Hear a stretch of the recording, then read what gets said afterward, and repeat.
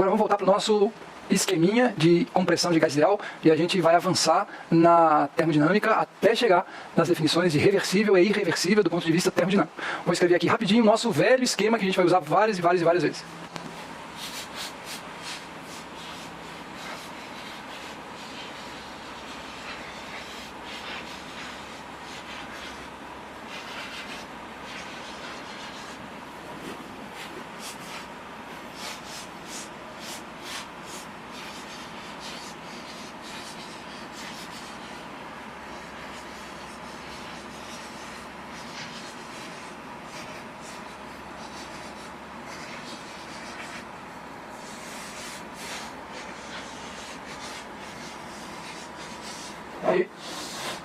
Então essa é a nossa transformação, um sistema fechado em contato térmico com o ambiente composto por 1 mol de gás ideal a temperatura de 298 Kelvin, passa de uma pressão inicial igual a 2 atm para uma pressão final igual a 4 atm, o volume cai pela metade, é um processo de compressão. Eu falei para vocês que isso envolve a transferência de energia do ambiente para o sistema, a tendência é o sistema esquentar, o ambiente transfere para o sistema energia na forma de calor, a forma de transferir energia, a energia na forma de trabalho é a compressão, e o sistema devolve para o ambiente essa quantidade de energia, só que na forma de calor. Isso foi o que a gente discutiu no vídeo passado, essas duas formas de transferência de energia. Compressão, entrou energia na forma de trabalho, esquentou, o sistema devolveu para o ambiente na forma de calor. Agora o que eu gostaria de avançar com vocês aqui é por que usar esse termo trabalho para o fenômeno de mudança de volume do sistema. Será que isso tem alguma conexão com a definição clássica de trabalho? Vocês vão ver que tem. E é isso que eu gostaria de mostrar aqui para vocês, uma justificativa de por que, de fato, quando o sistema muda de volume, a gente está falando de um tipo de transferência de energia.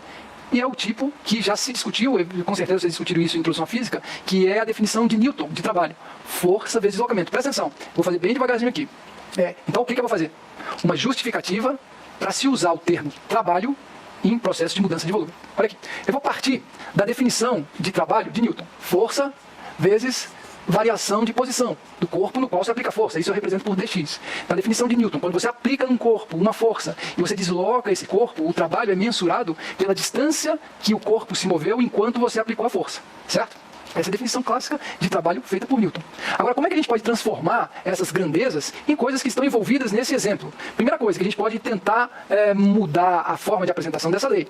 Força, a gente tem que lembrar que força dividido por área é igual a pressão. A pressão. Então já apareceu um termo envolvido nesse exemplo. Então vamos substituir aqui, em vez de força, vamos colocar pressão vezes área. Então eu multiplico os dois lados da igualdade por área. Vai ficar força sobre área vezes área, igual pressão vezes área. Aqui eu corto e corto, fica força igual a pressão vezes área, vou substituir aqui. Pressão vezes área vezes dx. Essa ficou sendo a forma da definição de Newton para o trabalho. Pressão vezes área vezes deslocamento. Só troquei força por pressão vezes área. Certo? Agora, pessoal, presta atenção numa coisa bem interessante aqui. Vocês lembram como é que a gente calcula o volume de um cilindro? O volume de um cilindro. Se vocês lembrarem da parte de geometria, vocês vão ver que a gente calcula o volume de um cilindro descobrindo qual é a área da base do cilindro e multiplicando a área da base pela altura do cilindro. Desse jeito, você tem ideia do volume, você determina o volume do cilindro. A área da base vezes a altura. Tá certo? Então, se você pega a área da base e movimenta por toda a altura do cilindro, você vai ter percorrido um volume que é igual ao volume do cilindro. Tá certo? O que isso tem a ver aqui com o nosso exemplo? Se você imaginar que o nosso sisteminha, esse êmbolo que se movimentou, ele é o topo de um cilindro, ou seja, igual à base, é a mesma área. Esse movimento aqui, por essa extensão, quando ele sai daqui, aumenta a pressão e cai para cá, ou seja, é uma área que se movimenta por um certo deslocamento. A área do cilindro, esse êmbolo, que tem uma certa área, se deslocando através de uma certa extensão. Essa área multiplicada por essa extensão é justamente o que está aqui, ó, área vezes deslocamento. Então, esse êmbolo passando dessa posição do nosso sistema para essa, ele define uma certa grandeza, uma variação de uma certa grandeza. Área vezes deslocamento, que é justamente a variação de volume. Então, o nosso êmbolo, quando se movimenta, ele define uma variação de volume do sistema, que é justamente essa variação aqui, ó. Passou de 12,218 para 6,109. Então, essa variação aqui foi justamente 6,109, o volume, o êmbolo definiu durante a sua movimentação um volume de 6,109. Ok? Então, tudo isso para justificar a seguinte substituição.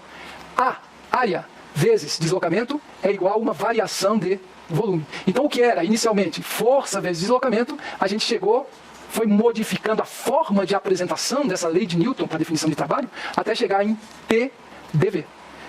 Trabalho FdX. Trabalho PDV. Realmente, nesse processo aqui, a gente tem uma pressão que foi a pressão aumentar de 2 atm para 4 atm. Esse aumento de pressão, essa nova pressão, provocou uma variação em volume. Uma nova pressão provocou uma variação de volume. Isso é transferência de energia. É a definição de trabalho de Newton, que é transferência de energia. Tá certo? Então, de fato, pressão vezes variação de volume. Quando uma pressão provoca uma variação de volume, ou quando existe uma variação de volume sob uma certa pressão externa, a gente está falando de fato de transferência de energia. Então, o trabalho envolvido nesse processo de compressão, ele pode ser calculado, gente. Como? Usando a própria definição de Newton para trabalho, fazendo umas pequenas mudanças, de maneira que apareçam grandezas que estão presentes no nosso exemplo. Pressão e variação de volume. Então, quando a gente falar de transferência de energia na forma de trabalho, já pensem logo, opa, pressão vezes variação de volume. Então eu vou usar aqui desse exemplo que a gente deu, uma situação específica para a gente usar a fórmula de cálculo de trabalho, PDV. Tem um pequeno detalhe que eu vou adicionar no final, mas é só uma pequena convenção. Mas vamos especificar esse exemplo para a gente poder usar essa pequena fórmula, ok? Como é que a gente vai especificar? Eu vou dizer para vocês vão ver que isso é importante, na verdade isso é uma diferença fundamental. Eu vou especificar como foi feita essa mudança de volume, tá certo? A forma como essa mudança de volume ocorreu foi da seguinte maneira. O sistema estava aqui, com 2 atm de pressão, nessas condições, um sistema no equilíbrio. Êmbolo estável, todas as propriedades do sistema definidas. Como é que eu fiz essa mudança de pressão? Eu, em uma etapa, em um passo, passei de 2 atm para 4 atm. Como se eu tivesse vindo, tudo bem, e colocado abruptamente mais 2 pesos, de maneira que a pressão externa, ela passou em uma etapa de 2 atm, para 4 atm. A pressão pulou em uma etapa de 2 atm para 4 atm. Então a compressão, ou melhor, a mudança de volume, ela se deu sob uma pressão externa igual a 4 atm. O êmbolo se movimentou em todos os momentos sob uma pressão de 4 atm. Tinha 2, eu vim de uma vez e botei mais 2 pezinhos, a pressão passou de uma vez de 2 para 4. Isso é um tipo de mudança de volume. A gente vai usar esse termo que eu vou falar agora várias vezes. O que eu acabei de especificar aqui para vocês foi um caminho específico para essa transformação. Eu disse que o caminho dessa transformação, passar desse estado 1 para esse estado 2, o caminho foi mudança abrupta em uma etapa, da pressão externa de 2 atm para 4 atm. Eu explicitei a forma como a mudança ocorreu. Eu explicitei o caminho da transformação. Eu explicitei o caminho da transformação.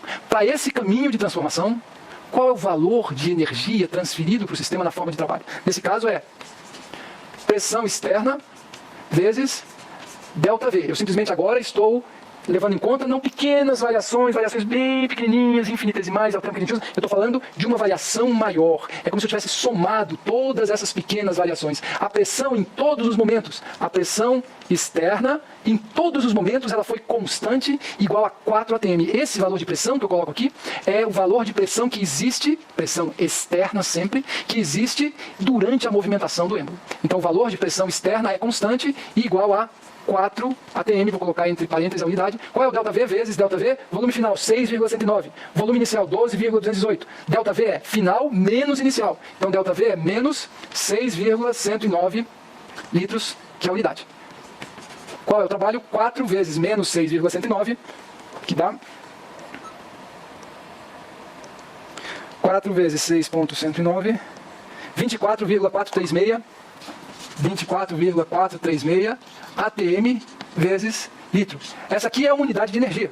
Se você quiser transformar essa unidade de energia para a unidade de energia mais comum que a gente vem utilizando, que é o Joule, basta multiplicar isso aqui por 101,30.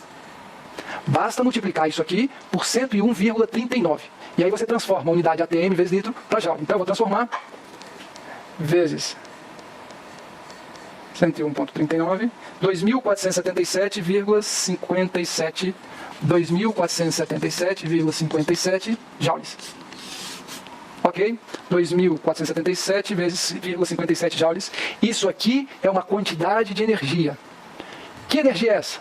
A energia que foi transferida do ambiente para o sistema.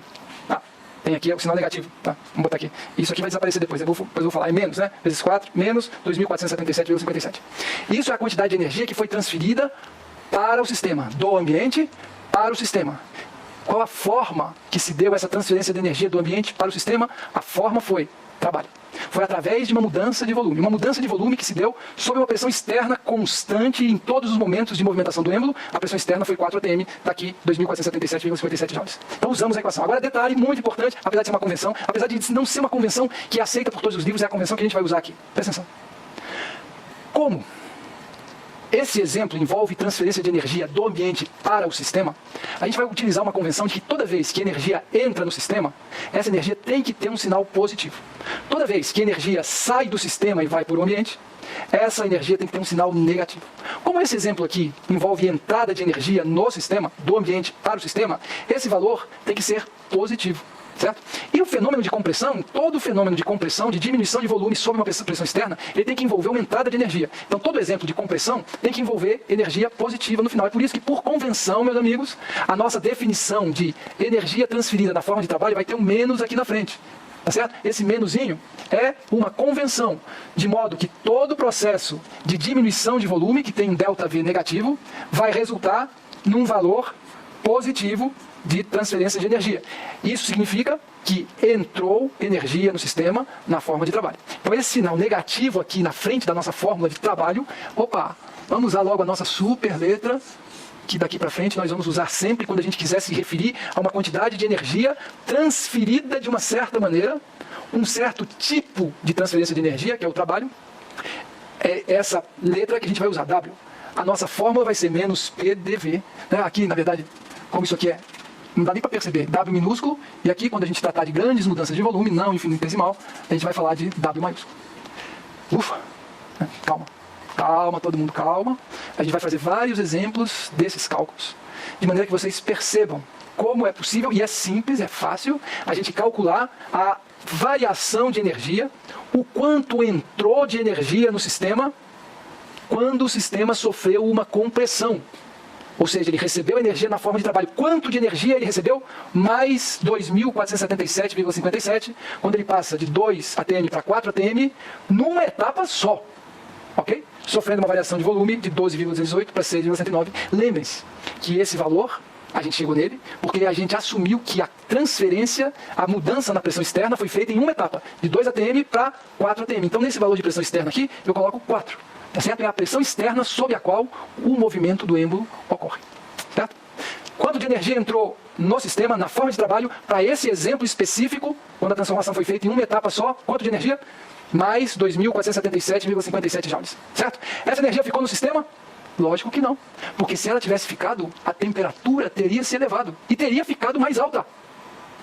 Como a temperatura final é igual à temperatura inicial, obrigatoriamente essa energia que entrou no sistema, a mesma quantidade de energia que entrou no sistema na forma de trabalho, vai ter saído do sistema de volta para o ambiente. Mas sob que forma? Na forma de calor. Porque o sistema esquentou um pouquinho e, como ele está em contato térmico com o ambiente, ele devolveu essa energia recebida na forma de trabalho, devolveu para o ambiente na forma de calor. Certo? Essa é a segunda etapa, é isso que a gente vai ressaltar de novo no próximo vídeo. Então isso aqui foi pequena introdução, só para você sentir o gostinho do tipo de cálculo que a gente vai se envolver até chegar no grande objetivo, que é definir o que é reversível e irreversível do ponto de vista termodinâmico. Parece que a gente se afastou do nosso objetivo, mas na verdade vocês vão ver, a gente se aproximou. Calma, calma e calma. A gente vai fazer vários exemplos disso.